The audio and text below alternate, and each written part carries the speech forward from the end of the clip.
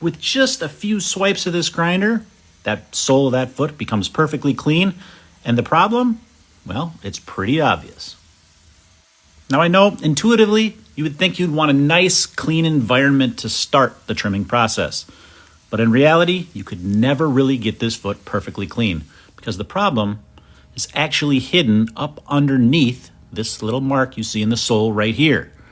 Underneath there is what needs to be cleaned out thoroughly, and we can't do that right now because there's hoof in the way. We need to remove that first, and then we can really do a good job at cleaning that area.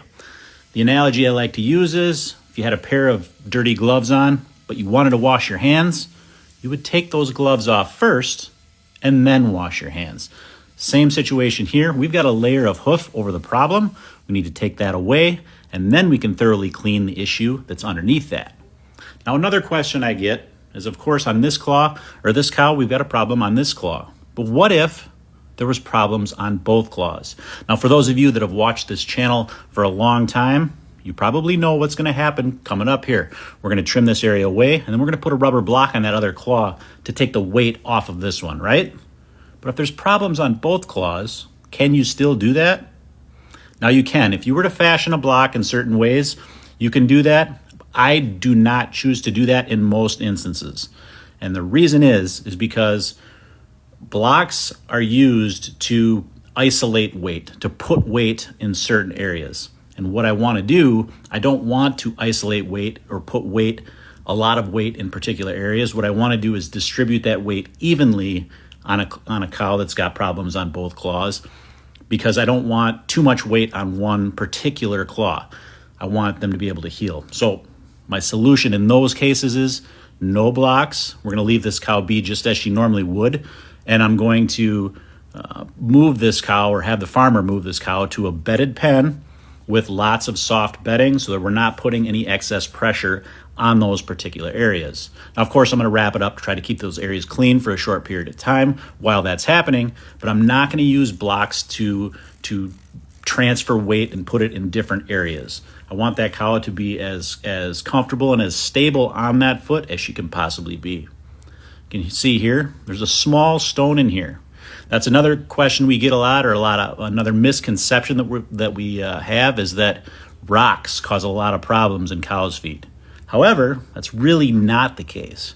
Rocks, of course, end up being in those areas, but they're in those areas because the claw itself has something defective wrong with it. For instance, in this case, that rock was able to get in that cut in the bottom of that sole, and that is how that rock was actually there. The rock didn't cause that cut, but that rock was able to find its way in there because of that. Same thing with white lines. That white line defect is actually a crack in that white line of that foot, or where that outside wall meets that sole, and it's that area that rock is able to get into. Now, that's not to say that rocks can't cause problems, but generally that's not the case. Another common question, is this process painful for the cow? Now, the trimming part, this trimming of the hoof that I'm doing right now, that is not painful. That is just like trimming our fingernails. Now, that area of discomfort, that area in the middle there, that, of course, is uncomfortable. That's why she was holding this foot up. So there is discomfort in this claw, but the actual trimming part, if done carefully, is not uncomfortable. I'm sure it doesn't feel great, but like anything else, we need to remove that area to get this to heal. So we just need to do it in a way that's not going to touch anything sensitive in that claw. We're working around the edges. We're removing the hard horn material, which, like I said, is much like our fingernails. We stay away from those sensitive areas as best we can.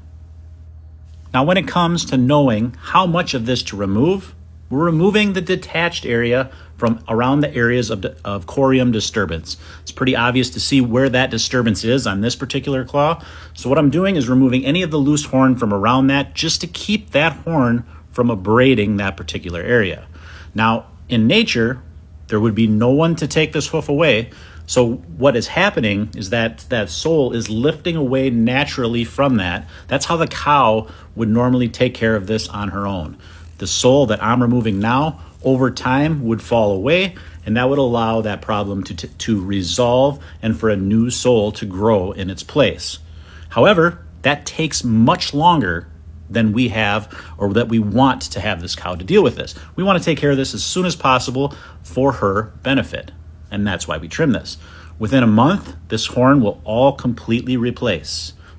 That's another common question. How long does this take to resolve, or how long for this sole to replace itself? Solar horn grows at approximately 1/4 of an inch per month. So within a month, we'll have about 1/4 of an inch of sole back on this claw, and that is enough for a cow to bear weight.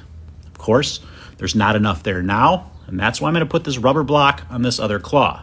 That's going to elevate the claw that we're working on off the ground, keep her from walking on that during that time period. That's going to allow that sole to grow and become the correct thickness. What I'm doing here, I'm just going to use this grinder to thin this sole out a little bit more because I've got a little bit more to remove here. The wheel that's on this grinder is a cutting wheel, non-abrasive, so there's no heat created when I'm trimming that claw. It's got some carbides on there that just gently shaves the hoof away as I'm trimming.